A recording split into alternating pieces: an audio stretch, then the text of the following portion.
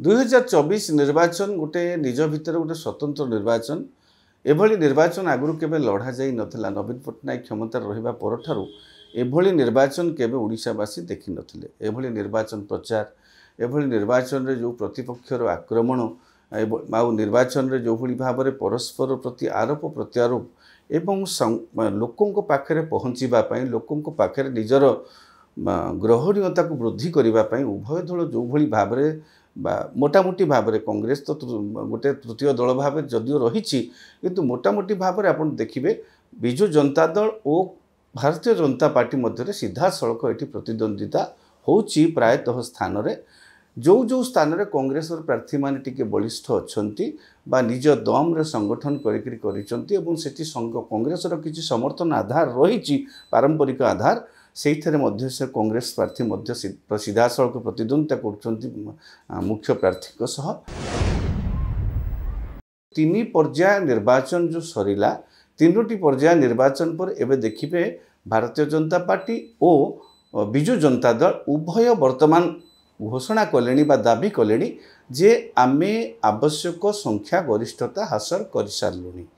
एभली कहिबार गोटे स्थिति कहीं एभली कहवा पछरे कारण होची देखंतु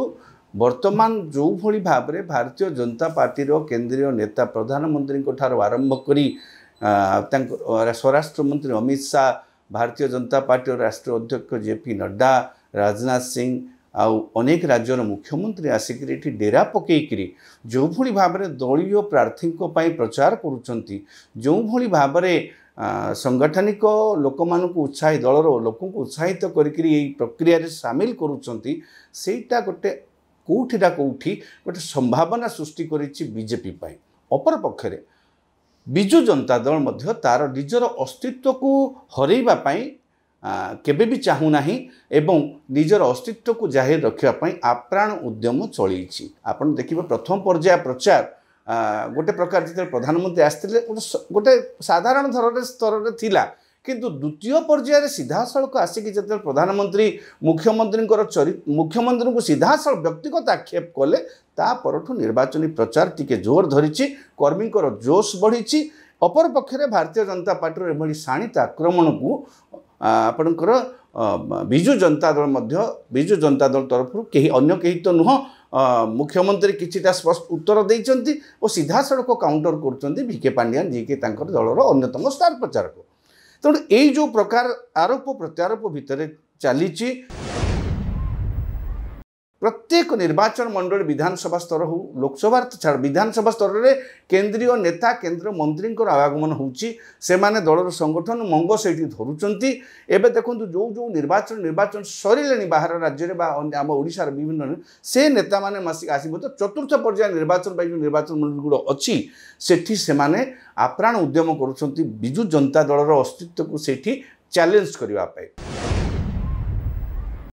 जो भली भाव में आपण इतिहास ना पूर्व ना पर एभली निर्वाचन नवीन पट्टनायक रेजिम भितर के एकाठी हाथ धरिकी राजनीतिक आसथिबा दुई दल जेते बेले एई थर खोलाखोली चैलेंज करुचंती। आ भारतीय जनता पार्टी भाबुची आशा करिची जे ओडिशा गोटे सॉफ्ट स्टेट जोठु कि से अधिक आसन काढ़ी पारिबो तेणु से आप्राण उद्यम लगे देइचंती। सेमानकर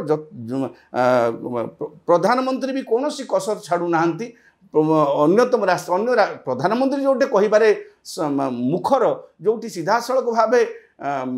एपरी मंतव्य देले जहाँ को लेकिन तमिलनाडु भी झड़ सृष्टि होती आपन देखिए चाबी ये चोरी होगी तमिलनाडु अच्छी यही स्तर को मध्य प्रचार पड़ी आसते बेले निहाती भाव में एथर गोटे निर्णायक लड़ई होची। बीजेपी आशा बांधा किसी भूल ना बीजेपी भी आशावादी होबार यथेष्ट कारण अच्छी कारण केन्द्र नेता माने आगरू एमती केबे अंटा लड़ई नथिले कांध देखई नथिले भारतीय जनता पार्टी राज्य शाखार प्रचार रे। तेणु एथर गोटे निर्णायक लड़ई होची।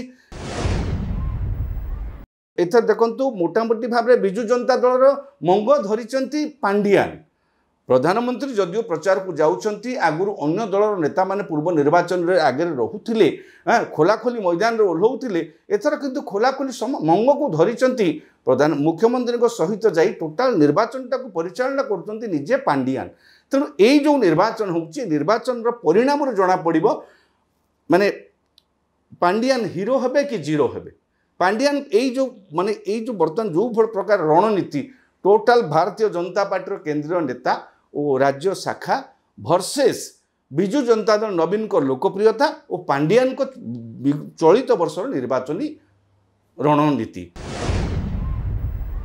प्रचार पूरा जहाँ को कहतु शालीनतार समस्त सीमा उल्लंघन कर सारी